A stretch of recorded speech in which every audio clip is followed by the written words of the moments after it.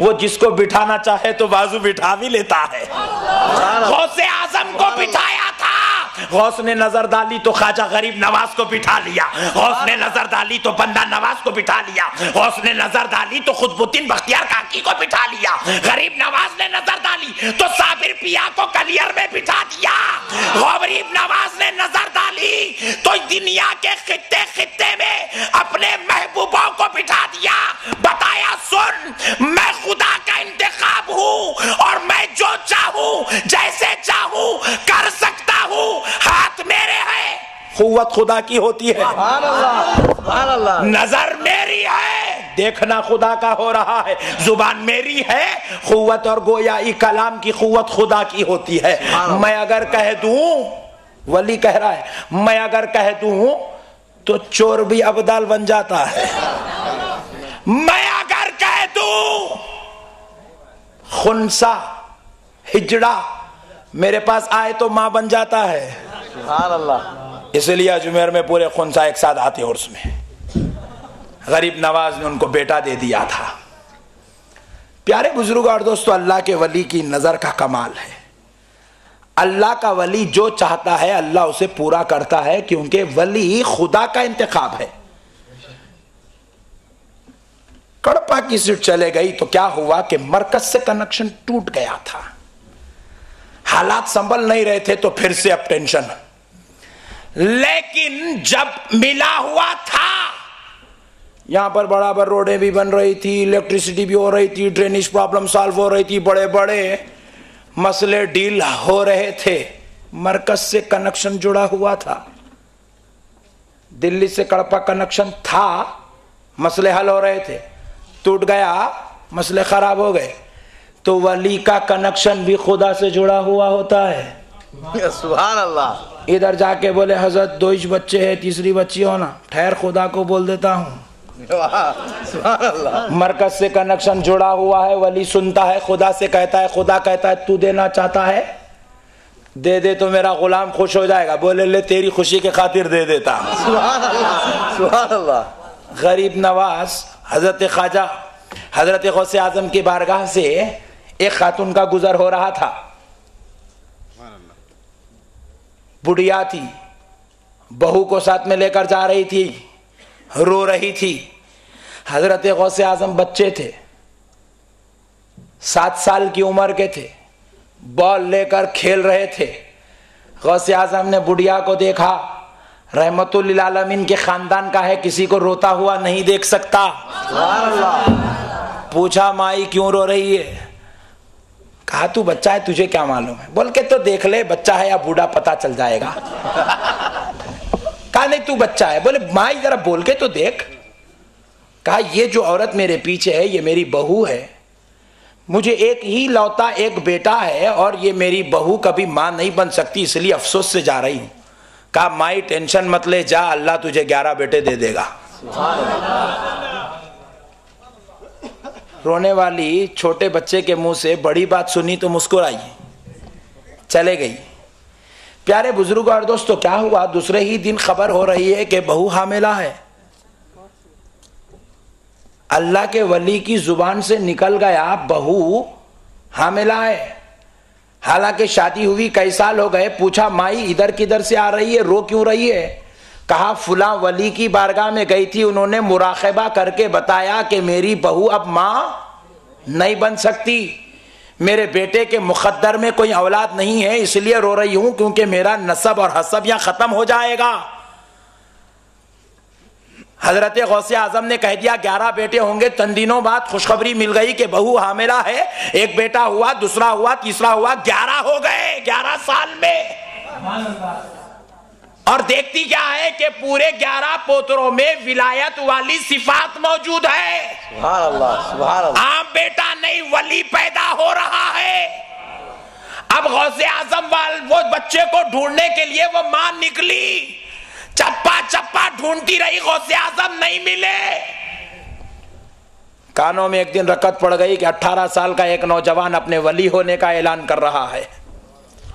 اپنے غوث ہونے کا اعلان کر رہا ہے، اپنے قطب ہونے کا اعلان کر رہا ہے، اللہ کے محبوب ہونے کا اعلان کر رہا ہے۔ نبی نے جس طرح نبوت کی اعلان کیا تھا یہ اپنی ولایت کا اعلان کر رہا ہے۔ تو سمجھ گئی وہی 7 سال والا بچہ ہوگا، اب اس کی عمر 18 سال ہے تو 11 سال کا وقت بیت گیا، اب بھاگی بھاگی دوڑی دوڑی غوث اعظم کا پتہ پوچھی گھر پہ آ گئی۔ غوث اعظم نے جیسے ہی دیکھا چہرہ پلٹا لیے، آ کے قدموں میں گر گئی، کہا بیٹا تو وہی ہے نا جو 11 سال پہلے مجھے پوتروں کی خوشخبری دیا تھا؟ کہا ماں ہاں میں وہی ہوں۔ پوچھا بیٹا اس وقت میں زمانے کے سب سے بڑے ولی کی بارگاہ سے آ رہی تھی، وہ مراقبہ کر کے بتائے کہ میرے بہو کے مقدر میں، میرے بیٹے کی مقدر میں کوئی اولاد نہیں ہے، پھر تو نے کہا 11 بیٹے ہوں گے تو مجھے 11 بیٹے پوترے ہو گئے۔ بیٹا ذرا بتا اگر آپ کی بات سچی ہے اور وہ کرامات میں دیکھ رہی ہوں وہ ولی غلط کیسے ہو گئے؟ تو کہا مائی خبردار سن لے، ولی کو غلط نہ کہنا، ولی غلط نہیں ہوتا۔ وہ جو ولی نے مراقبہ کر کے کہا تھا وہ حقیقت تھی۔ وہ لوح محفوظ کو دیکھ کر کہہ رہے تھے لوح محفوظ میں تیرے بیٹے کے مقدر میں کوئی اولاد نہیں تھی، انہوں نے وہ کہا جو دیکھا۔ اور مائی سن، جب تک تو میرے پاس آئی تھی تو تیرے بیٹے کے مقدر میں کوئی اولاد نہیں تھی، لیکن میں نے محبت سے کہہ دیا تاکہ تیرا رونا ختم ہو جائے، تیرے چہرے پہ خوشی آ جائے، تجھے خوش کرنے کے لیے میں نے کہہ دیا جا تجھے 11 بیٹے ہوں گے۔ اللہ نے گوارا نہ کیا کہ غوث کی زبان کے کلمات مٹ جائے، رب نے کہا اے میرے غوث اگر تو کہتا ہے اب تک تو لکھا ہوا نہیں تھا، لے تیری زبان سے نکل گیا تو خدا لوح محفوظ پہ لکھ دیتا ہے۔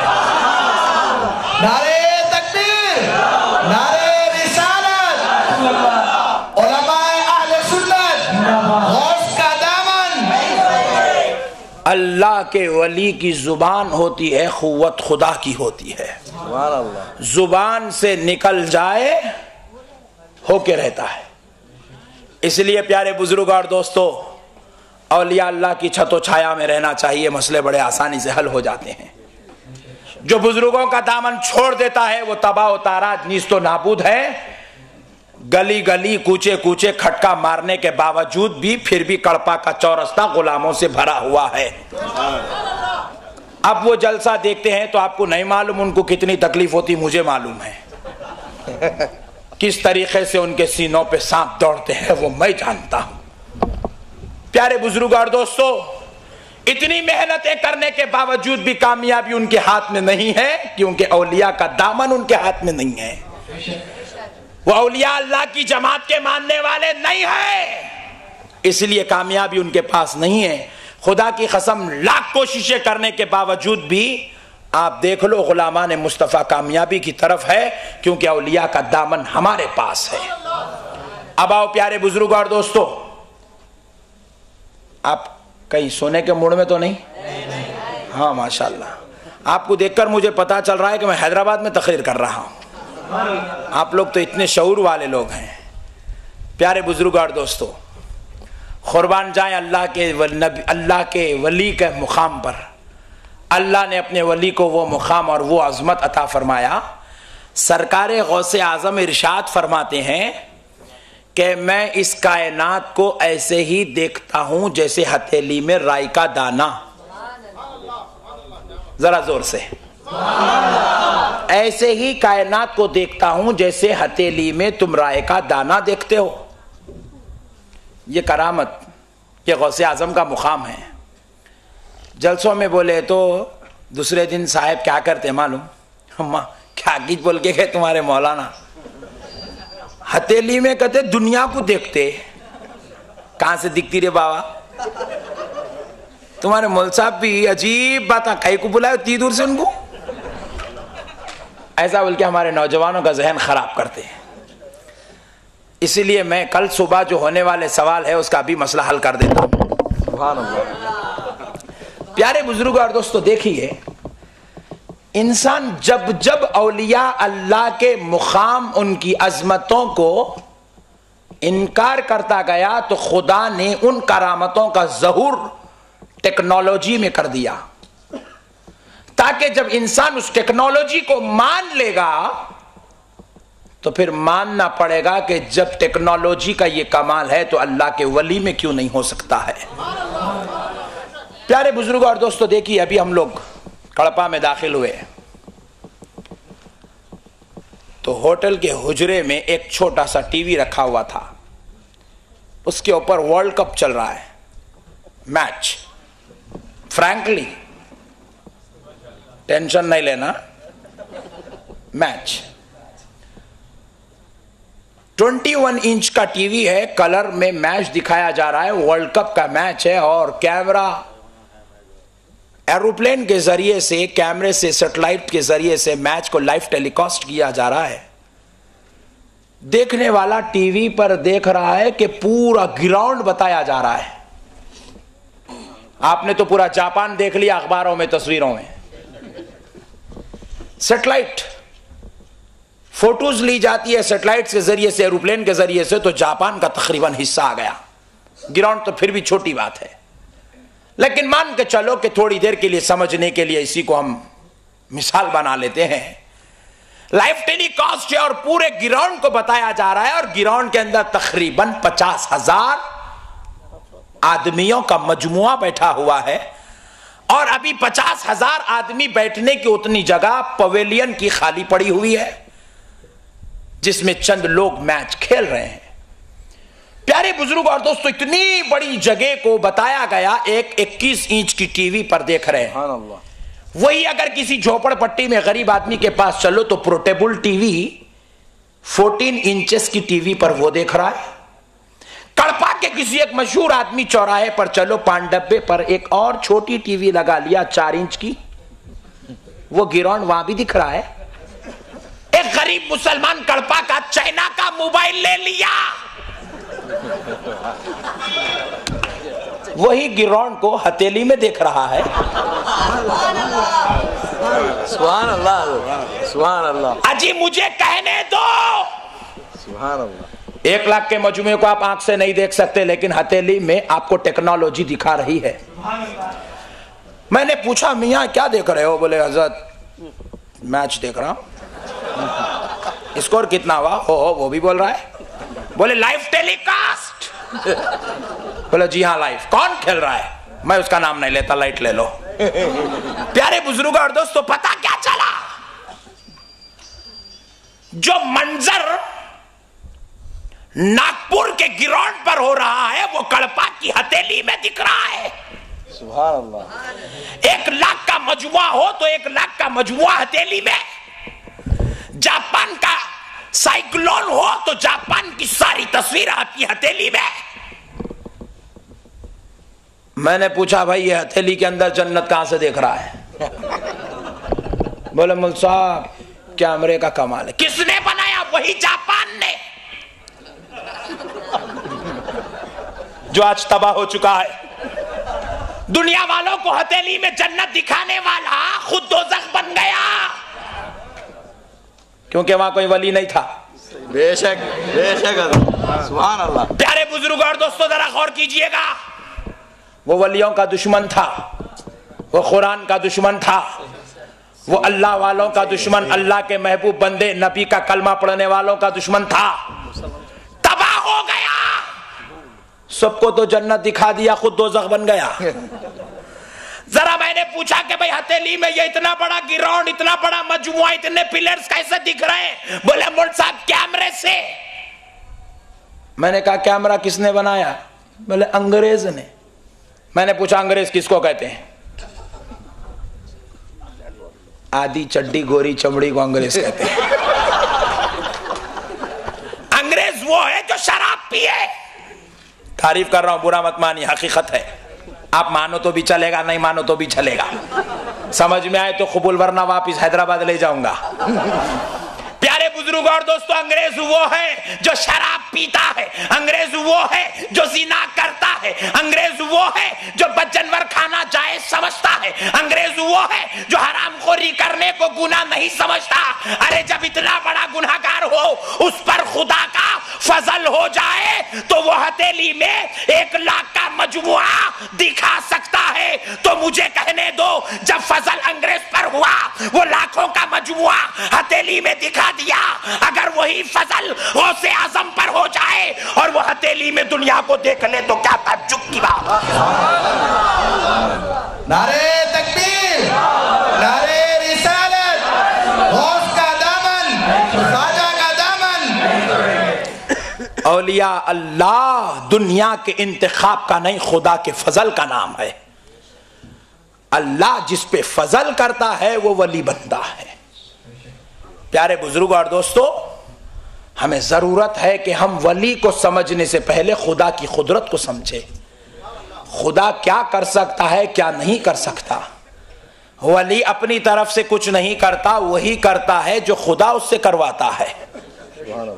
خدا جو اس سے کروانا چاہتا ہے ولی وہی کرتا ہے. اس لیے میں کہتا ہوں کہ جو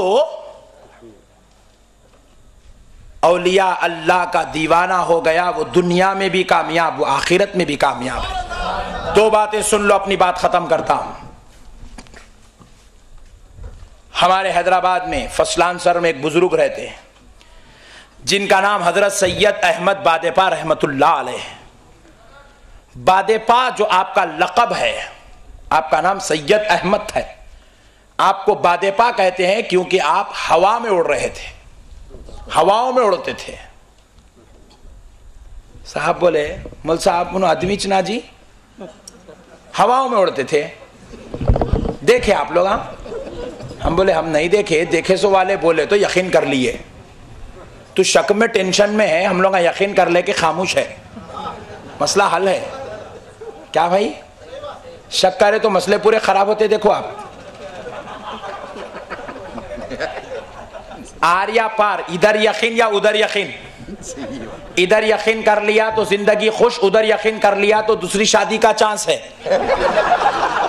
شک کرا تو شوگر کی بیماری ہے، بی پی کا ٹینشن ہے، پھر مسئلہ جاکا وائچ ہے. اس لیے ہم لوگ یقین کر لیے بڑے اطمینان سے ہے. شک کبھی نہیں کرنا. اڑے تو کیسا اڑے ہوں گے، کیسا کرتے تھے ہوں گے، کیا ارے اللہ کا ولی ہے بھائی، اڑا ٹینشن کی کیا بات ہے. بولے مصحف کیسا اڑے ہوں گے تو اب ایگزامپل دینا ضروری ہو جاتا ہے. اللہ کا ولی ہواؤں میں اڑتا ہے اور بے شک اللہ نے اسے وہ قوت دی، تصرف دے دیا. وہ ہواؤں میں اڑے تجھے اسے اختیار ہے، وہ آسمانوں کی سیر کرے اسے اختیار ہے، وہ زمینوں کی سیر کرے اسے اختیار ہے، وہ اپنے غلاموں کے گھر آ جائے اسے اختیار ہے. کڑپا سے غلام آواز دے رہے ہیں بغداد سے غوث آ جائے تو اختیار ہے. کڑپا کے غلام آواز دے رہے ہیں اجمیر والا غریب نواز آ جائے تو اختیار ہے. کڑپا کے غلام آواز دے رہے ہیں گلبرگہ سے بندہ نواز آ جائے تو اختیار ہے. کڑپا کے غلام آواز دے رہے ہیں حیدرآباد سے بابا شرف الدین آ جائے تو اختیار ہے. اللہ نے ان کو وہ پاور دیا ہے، وہ آ سکتے ہیں. پیارے بزرگ اور دوستو اب ذرا دیکھیے، لوگ نہیں مانتے کہ ولی ہواؤں میں کیسے اڑتا ہے. میں نے پوچھا حج کو گئے تھے؟ میں نے گئے تھے ٹرین سے؟ بولے نہیں پلین سے. میں نے پوچھا کون سے پانی میں تیرتا ہوا گیا؟ بولے کیا مول صاحب پلین تیرتا نہیں ہوا میں اڑتا. پلین ہوا میں اڑتا. کتنے لوگ بیٹھے تھے؟ 2. ارے کیا مول صاحب 500 آدمی بیٹھے تھے، 300 آدمی بیٹھے تھے. اما 300 آدمی کو بٹھا کے پلین اڑ گیا. میں نے پوچھا پلین کسی جن کا نام ہے؟ بولے نہیں ایک لوہے کے ٹکڑے کا نام ہے. میں نے کہا لوہے کا ٹکڑا اڑنے کی صلاحیت کہاں سے لایا؟ پوائنٹ نوٹ کیا جائے. لوہے کے ٹکڑے کو اڑایا کس نے؟ خدا نے؟ بولے نہیں انگریز نے. انگریز میں اتنی صلاحیت آ گئی کہ وہ لوہے کے ٹکڑے کو کڑپا سے اڑا رہا ہے، مدینے میں لے جا رہا ہے. हैदराबाद से उड़ाया तो मक्का के स्टेशन जिद्दा पे उतार दिया, यहाँ के एयरपोर्ट से उड़ा तो वहां के एयरपोर्ट पर। प्यारे बुजुर्ग और दोस्तों, एक अंग्रेज में इतना कमाल है कि वो लोहे के टुकड़े में सिर्फ लोहे को नहीं, उसके बीचों बीच 300 आदमियों को बिठाकर हवा में उड़ा रहा है। मैंने कहा खुदा का फजल अंग्रेज पर हो गया, वो हवाओं में इंसानों को उड़ा रहा है। अरे जब अंग्रेज पर फजल हो, वो 300 आदमी को उड़ा ले, तुझे टेंशन नहीं। खुदा अपने फजल से वली को उड़ा दे तो टेंशन की क्या बात है। अल्लाह का वली है, अल्लाह अपने फजल से उड़ा रहा है। अल्लाह का वली तसर्रुफ करके जाए तो कोई ताज्जुब की बात नहीं है। बेशक। प्यारे बुजुर्ग और दोस्तों, ये औलिया अल्लाह का तसर्रुफ, खुदा का फजल, मुस्तफा का सदका है। अब आखिरी बात सुन लीजिए, बड़ी पक्की बात है। बाद लोगों को कुरान हदीस समझ में नहीं आती, मगर ये बात जरूर समझ में आ जाएगी, क्योंकि उनके मौलवी साहब ने कहा है। अशरफ अली थानवी साहब मगरिब की नमाज के बाद रोजाना अपने मुरीदों को दर्स देते थे। उनका ने भी मुरीदी का सिस्टम था। अशरफ अली थानवी साहब मुरीद बनाते थे, मगर इन लोग बाद वाले बोले नहीं नहीं सब बेकार बात है, नहीं करना, हजरत भी गलत करे बोले। अल्लाह अल्लाह अल्लाह अल्लाह खैर करे, क्योंकि उनको मालूम है अगर ये इजाजत दे दी है तो पूरे जाके सुन्नी बन जाते, यहाँ कोई भी नहीं रहता।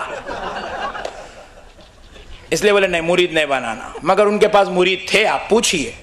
अशरफ अली थानवी साहब साबरिया सिलसिले के मुरीद थे, खलीफा भी थे। तो अलगर्ज अशरफ अली थानवी साहब रोजाना बयान करते थे, उनके मुरीदीन वो मुतखिदीन और शागिर्द लिख लिया करते थे। किताब बन गई एक मोटी ताजी, अच्छा लिख लिया, रोजाना जमा हो गया, इतने पेजेस बन गए तो उसका एक किताब बना दी, उसका नाम दे दिए इफादात यौमिया। इफादात यौमिया किताब का नाम है, हर रोज का फायदा, इफादात यौमिया। उसके अंदर 147 सफा नंबर पर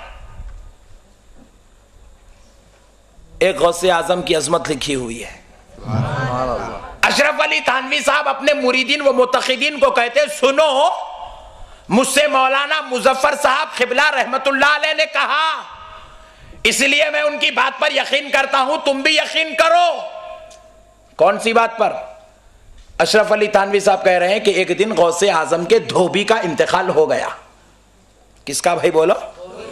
गौसे आजम के धोबी का इंतकाल हो गया और धोबी को लाया गया, खबर में तदफीन कर दिया गया। फरिश्ते आए, अताहु मलाकान, 2 फरिश्ते आए, आकर पूछने लगे मन रब्बू का। वो धोबी बोला मेरे को कुछ भी नहीं मालूम, बस इतना मालूम मैं गौसे आजम का धोबी हूं। या अशरफ अली थानवी साहब बोल रहे हमारे से पूछो भी मत, अब दलील। हम लोग खबर के ऊपर पे आता बोले तो आप लोगों को टेंशन है, उन्होंने तो अंदर की बोले। गौसे आजम के धोबी से पूछा गया मन रब्बू का, तो धोबी ने जवाब दिया मुझे कुछ नहीं मालूम, बस इतना मालूम कि मैं गौसे आजम का धोबी हूं। फिर पूछा मादीनू का, नहीं मालूम जी मेरे को कुछ भी, गौसे आजम का धोबी हूं, बस इतना ही मालूम। तीसरा सवाल हुआ मा कुंता तक़ूलु फी हाज़ा रजुल ली मुहम्मदिन सल्लल्लाहु अलैहि वसल्लम। धोबी जलाल में आ गया, सुना नहीं आपने? जब से कह रहा हूं गौसे आजम का धोबी हूं, बस इतनी बात सुन लो। अच्छी तरह कपड़े पाक पानी से धोता था, पाक मुकाम पे सुखाता था, पाक अंदाज में तय करके गौसे आजम को दे देता था। आगे कुछ मत पूछना। फरिश्ते जाने लगे, धोबी समझा डर के जा रहे हैं, क्योंकि अब चौथा सवाल ही नहीं है, इसलिए फरिश्ते चले गए। अशरफ अली थानवी साहब कहते फरिश्ते गए, अल्लाह से कहने लगे मौला खबर का सिस्टम बदल गया। अब तक कोई आता तो रब्बी अल्लाह हाजा दीनिल इस्लाम हाजा मुहम्मदुर रसूलुल्लाह कहता था, अगर नहीं मालूम तो हा हा ला अदरी कहता था। इन्हें अजीब ही आ गया, जो पूछे गौसे आजम का धोबी हूं, गौसे आजम का धोबी हूं, बस यही कहता है। मौला पूछा फरिश्तों तुमने क्या किया? मौला अगर उधर का जवाब देता तो जन्नत को भेज देते थे, ادھر کا جواب دیتا تو دوزخ کی ہوا کھلاتے تھے. انہیں بیچ میں کھڑا ہوا ہے، نہ ادھر کا ہے نہ ادھر کا. مولا نے کہا ہے فرشتوں سنو، اگر وہ ہم کو نہیں پہچانتا تو کیا ہوا، ہمارے غوث کو تو پہچانتا ہے. لے جاؤ اس کا حشر غوث اعظم کے ساتھ کر دو.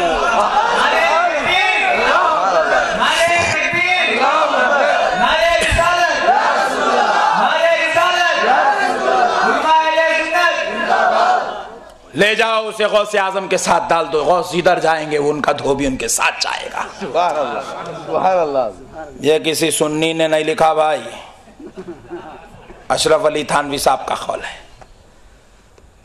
غوث اعظم کے دھوبی کی یہ شان ہے کہ وہ غوث اعظم کا نام لیا تو جنت میں چلا گیا، وہ بھی خبر کے اندر. پھر ہم اوپر بیٹھے اور غوث اعظم کا نام لیں اور جنت میں نہ جائیں تو یہ کیسے ہو سکتا ہے؟ اس لیے میرے پیارے بھائیوں، اللہ کا واسطہ، اس کے رسول کا واسطہ، رسول اللہ کا دامن مضبوطی سے تھامو اور اولیاء اللہ کی محبت کو مضبوطی سے پکڑو. 5 وقت کی نماز کی پابندی کرو. نماز کے بغیر کوئی چارہ نہیں ہے. غوث اعظم بھی ہم سے ناراض ہو جائیں گے اگر ہم نماز چھوڑیں گے، رسول اللہ بھی ناراض ہو جائیں گے اگر ہم نماز چھوڑیں گے. ماں باپ کی نافرمانی ہرگز مت کرو، ماں باپ کے ساتھ بدسلوکی ہرگز مت کرو. اللہ والوں کے در کی ٹھوکروں پہ زندگی ضرور گزارو اور خدا کے دربار میں سجدے بھی کرتے رہو. اللہ کی بندگی، مصطفیٰ کی غلامی کرتے رہو. ہر سنت پہ عمل کرتے جاؤ. خدا کی قسم دیکھو، دنیا نیوکلیئر بنا لی لیکن لے کر نہیں گئی. صدام حسین تخت و تاج بنا لیا مگر لے کر کچھ نہیں گیا. راجشیکھر ریڈی صاحب نے جے پی کو اپنا اسٹیٹ تو بنا لیا، خدا کی قسم لے کر کچھ نہیں گئے. ارے جب یہ بڑے بڑے سورما اس دنیا سے کچھ نہیں لے گئے تو آپ کیا لے جائیں گے، میں کیا لے جاؤں گا؟ اس لیے جو ساتھ میں جائے گا وہ سجدے کرنا ساتھ میں آئے گا، رکوع کرنا ساتھ میں آئے گا، اللہ کی عبادت کرنا ساتھ میں آئے گا، مصطفیٰ کی غلامی ساتھ میں آئے گی. اس لیے مصطفیٰ کے غلاموں، آج قسم کھا لو کہ مصطفیٰ کی سنتوں پر اور غوث اعظم کے نقش قدم پر زندگی گزارو گے.